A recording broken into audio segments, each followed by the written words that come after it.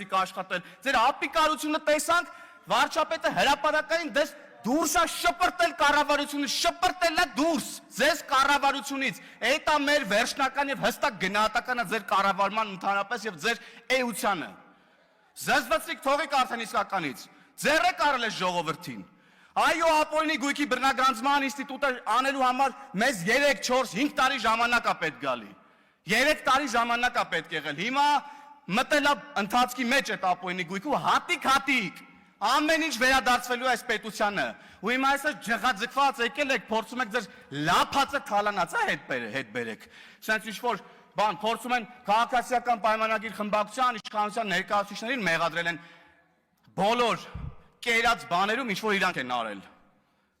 Ով եք դուք ընդհանրապես։ Այո, վարչապետը ասել է լավ արե էլի անելու։ Մենք էլ ենք անելու, ամբողջ ժողովրդի առաջ հրապարակային ձեր երեսը ցույց ենք տալու ով եք դուք, ով եք եղել ընդհանրապես եւ ուր եք գնում։ Հերիք էլա բոլ եղավարդը։ Հայ քեզ բան, մի հատ այստեղ Լևոն Քոչարյանն է, գալիս է բան դեմքով մարդու իրավունքների պաշտպանի դեմքի արտահայտությամբ ելույթներ է ունենում։ Լևոն Քոչարյանը մարդու իրավունքների փոքրիկ իշխանն է, լավ ասաց գործընկերուհիս։ Տղա ջան, ասեցի, բոլոր այդ հարցերից պատասխանները կգնաս հորդ կհարցնես։ Ինքդ քո մեջ կվերլուծես, ինչի ես եկես այստեղ, ինչպես ես օգտագործվում եւ այլն, հետո նոր խոսանք մնացածի մասին։ Վերադառնալով մարդու իրավունքների առասարակ քննարկմանը, ընդդիմությունը ամեն մարդու հնարավոր բոլոր իրավունքները ասպատակում է ուղղակի։ Հիմա էլ ընկել են կրթվելու իրավունքի հետևից, նայեք, դաշնակները իրանց կոալիցիոն կառավարման ժամանակ օկուպացրել էին ամբողջ կրթական համակարգը, պատմության ֆակուլտետներ, դպրոցներ, պատմության գրքեր, որ թաքցնեին ժողովրդից իրենց իրական դեմքը, որ օրինակ իրանք Օսման դաշնակներ են, որ օրինակ հիմա իրանք Օսման դաշնակների հետնորդներն են, եկել են ստեղ ավարտին հասցնեն ըստ էության, ուրեմն Դավադի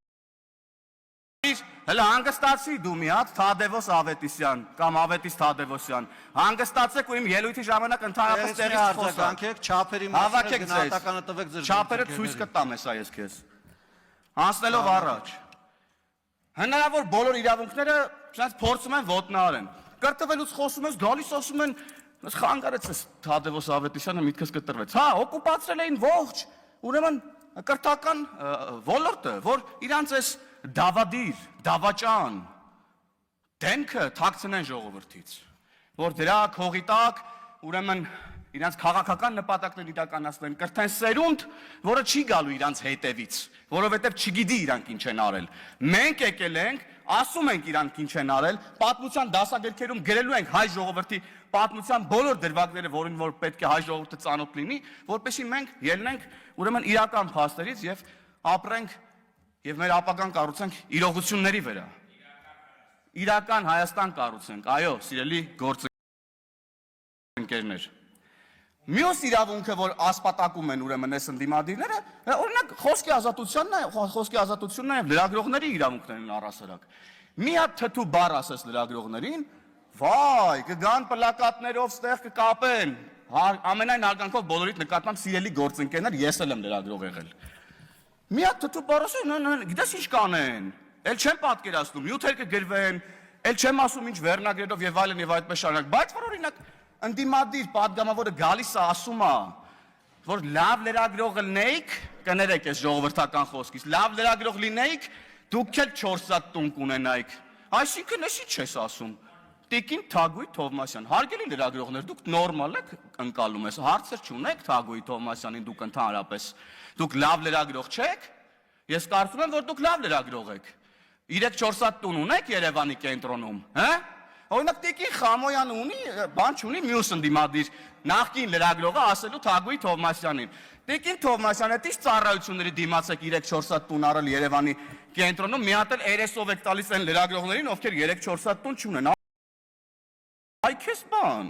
Էսա ձեր պատկերացումն առհասարակ մարդկային փոխհարաբերությունների, աշխատանքային փոխհարաբերությունների, ձեր խմբագրության լրագրողները ձեր ստարուկներն են։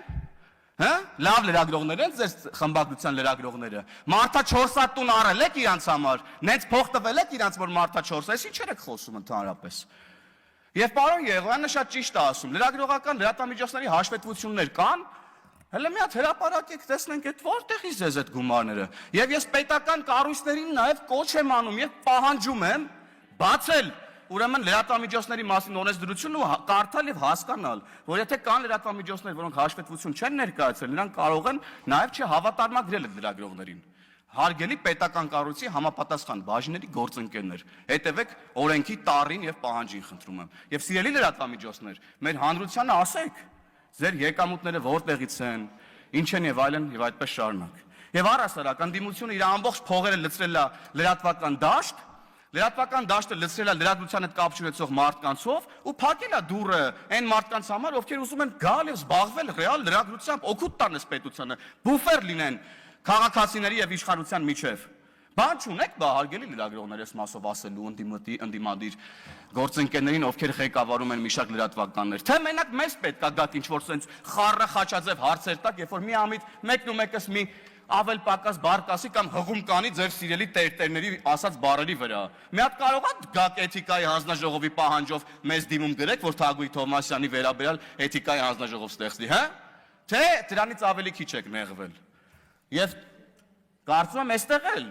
այսինքն մարդկանց իմ ընկալում ընդդիմադիրները բոլոր լրագրողներին գերեվարել են առհասարակ եւ հիմա լրագրողներից ուղակի ձայն չենք լսում։ Եվ նաև Տիկին Մանասյան, դուք լուսաձայնային նռնակների հատուկ միջոցների մասին խոսեցիք, բայց ես ուզում եմ արձանագրել, թե ինչ է տեղի ունեցել Հայաստանի Հանրապետությունում բոլորիս համար։ Հարցը նոյեմբերի 9-ն է նախ տեղի ունեցել։ Եվ նոյեմբերի 9-ից հետո նախ մենք պետք է արձանագրենք, որ նոյեմբերի 9-ը, մարտի 1-ը եւ հոկտեմբերի 27-ը սրանք նույն շղթայի պատասխանատուների ձեռի գործն է։ Եվ մեր մեղքն է նաև, որ մինչև այսօր այդ բացահայտումները մինչև վերջ արված չեն, բայց այս քանի օրերի ուժային նաև իրավապահ մարմինների զեկույցները մեզ հույս են ներշնչել, որ ոչ վաղ ապագայում մենք առնվազն շոշափելի արդյունքներ այս իմաստով կտեսնենք։ Բայց ես ուզում եմ ասեմ, որ մեր ընկալումը, բառամթերքը Հայաստանի Հանրապետությունում տեղի ունեցող իրավիճակի վերաբերյալ չի կարա լինի ստերիլ եւ այսպես ասած շատ նման այլոց։ Մենք մի պետություն ենք, որտեղ ահաբեկչություն է տեղի ունեցել։ Մի պետություն ենք, որտեղ 2020 թվականին ահաբեկչություն է տեղի ունեցել։ Ես դա ահաբեկչություն եմ որակում, որտեղ նպատակը Արարատ Միրզոյանին սպանելը չէր, նպատակը բոլոր պետական պաշտոնյաների կյանքի վրա հարձակում իրականացնելն էր եւ սահմանադրական կարգը տապալելն էր, պետությունը լուծարելն էր։ Եվ հետևաբար, եւ մանավանդ, երբ որ մարդիկ հարձակվում են ազգային ժողովի շենքի վրա եւ կիրառվում է հատուկ միջոց, մեկն էլ վերցնում է, որ այդ հատուկ միջոցը հետ շպրտի իրավապահ մարմինների վրա, ովքեր հասարակական կարգ են պահպանում եւ վնասվածք է ստանում, ամենայն ցավով ես ցավում եմ, որ նման դեպքեր առհասարակ մեր քաղաքացիներից որևէ մեկի հետ տեղի ունեն, անկախ նրանից, թե քաղաքացին ինձ ինչ է ասում։ Բայց մենք պետք է ընդհանուր կոնտեքստն ու իրավիճակն էլ նաեւ